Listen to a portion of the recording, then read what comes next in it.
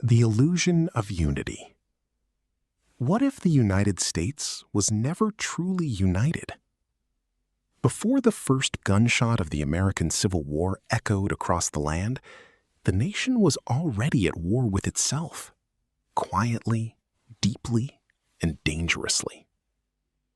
On the surface, America in the early 1800s appeared strong, expanding, and full of promise. But beneath that image, the business of slavery. What if slavery wasn't just about control, but about money? More money than most people today can even imagine.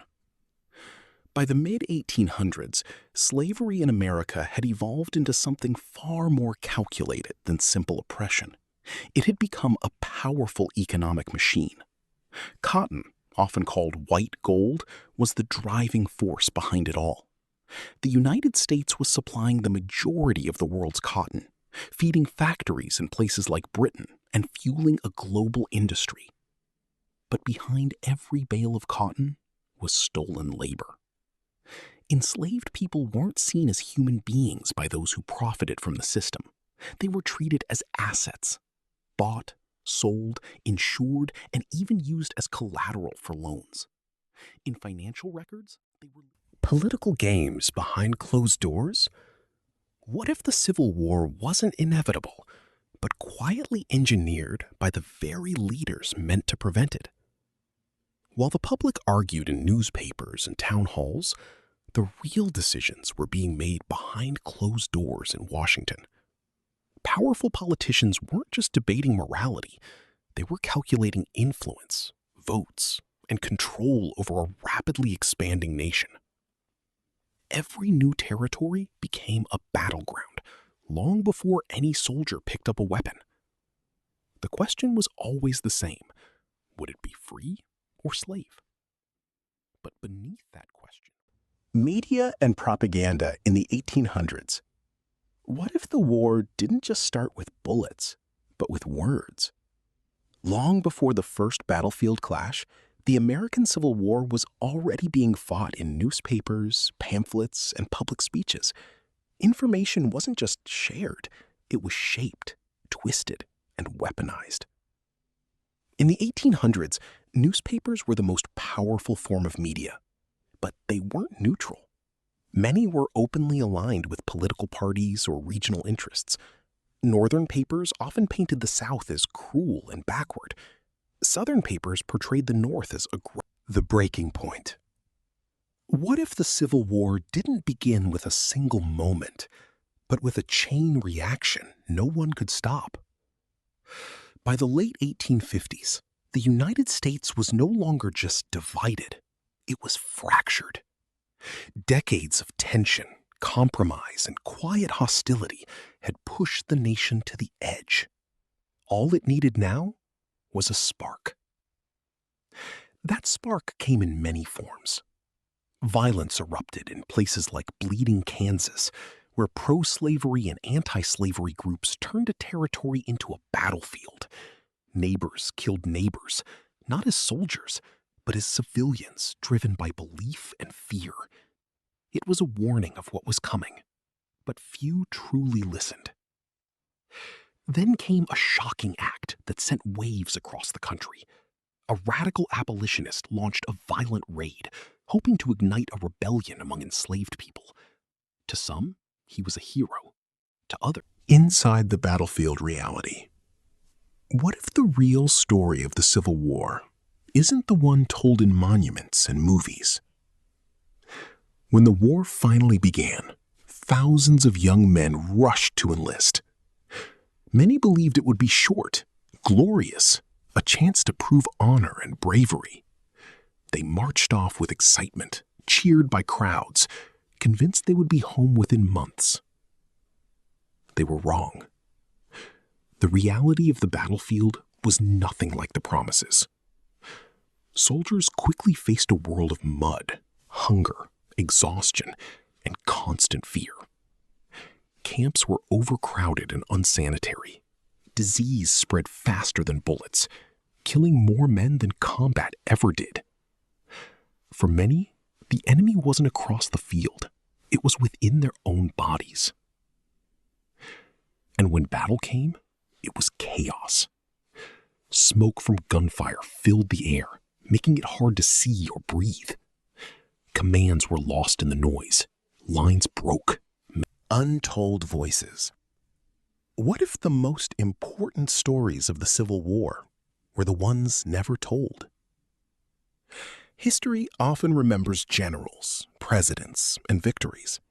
But the Civil War was lived by millions of ordinary people, many of whose voices were ignored, erased, or never recorded at all. Among them were the enslaved. As the war unfolded, countless enslaved men, women, and children saw an opportunity hidden within the chaos. Some escaped plantations, risking everything for freedom. Others stayed, quietly resisting, slowing work, sharing information, or helping Union forces when they could. Their actions, often unrecognized, played a crucial role in weakening the system that held them captive. For many, freedom didn't come as a single moment. It came slowly, uncertainly, and with new dangers. The aftermath no one talks about. What if the end of the Civil War wasn't really the end at all? In 1865, the junto finally stopped. Guns fell silent. Soldiers returned home. On paper, the nation had been reunited, and slavery had been abolished. It looked like a new beginning. But beneath that moment of relief, a different reality was taking shape. The South was devastated. Cities were burned, farms destroyed, and entire economies collapsed. Families struggled to survive in a land that had been torn apart. Hunger, poverty, and uncertainty became part of everyday life. At the same time, millions of newly freed Monosh stepped into a world they had never been allowed to navigate before. Freedom had arrived, but without protection. Reconstruction, hope versus reality.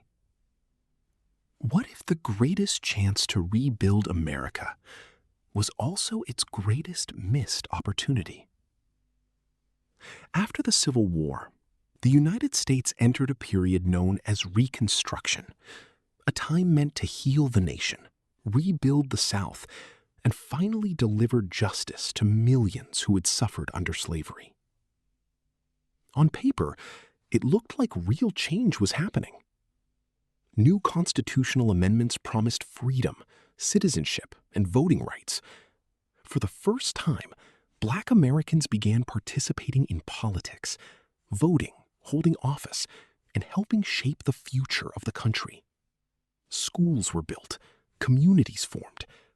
There was hope, real, powerful hope, that a new, more equal America was possible. But that hope didn't last long. Resistance grew quickly and violently. Many in the South refused to accept the lasting shadows in modern America. What if the American Civil War never truly ended? It just changed its form. When people think of the Civil War today, they imagine a closed chapter in history, battlefields, uniforms, and faded photographs. But the truth is more uncomfortable. The war's deepest conflicts didn't disappear when the fighting stopped. They evolved. The issues at the heart of the war, power, equality, race, and justice, didn't vanish with the surrender of armies. They settled into laws, systems, and institutions that would shape generations long after the smoke cleared. Reconstruction promised a new beginning, but what followed was a long period where many of those promises were weakened, rewritten, or ignored. Rights that were meant to be guaranteed became difficult to protect in practice. Different versions of history were told. Some focused on honor and bravery, others focused on injustice and suffering.